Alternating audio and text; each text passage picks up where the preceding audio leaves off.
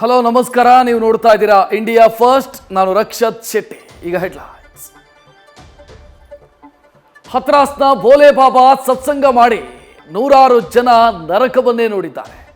ಪವಾಡ ಪುರುಷನ ಮೇಲಿನ ಭಕ್ತಿಯ ಪರಾಕಾಷ್ಠೆಗೆ 121 ಮಂದಿ ದುರಂತ ಅಂತ್ಯ ಕಂಡಿದ್ದಾರೆ. ಬಾಬನ ಪಾದದ ಧೂಳಿಗೆ ಮುಗಿಬಿದ್ದಿದ್ದೇ ಕಾಲ್ತುಳಿತಕ್ಕೆ ಕಾರಣ ಆಗಿದೆ. ಸಾಲು ಸಾಲು ಹೆಣಗಳು ಬೀಳ್ತಾ ಇದ್ದಂತೆ ಬಾಬಾ ಅಬೇಸಾಗಿದ್ದಾರೆ.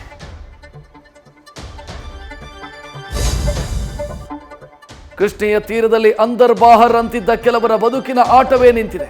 ಪೊಲೀಸರು ರೇಡ್ ಮಾಡ್ತಾ ಇದ್ದಂತೆ ತೆಪ್ಪ ಏರಿ ನದಿಗೆ ಇಳಿದ 5 ಮಸಣ ಸೇರಿದ್ದಾರೆ.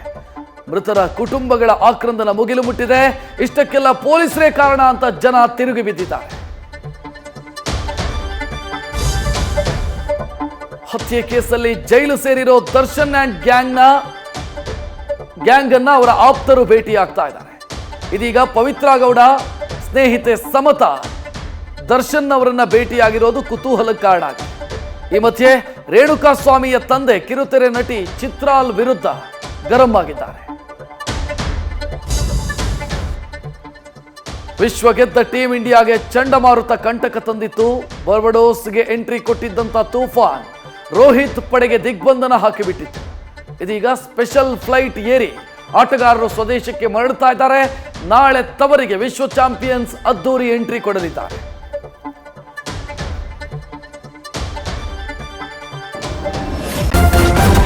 ನ್ಯೂಸ್ ಫಸ್ಟ್, ನಿರ್ಭೀತಿಯಿಂದ ನಿಮ್ಮ ಪರವಾಗಿ.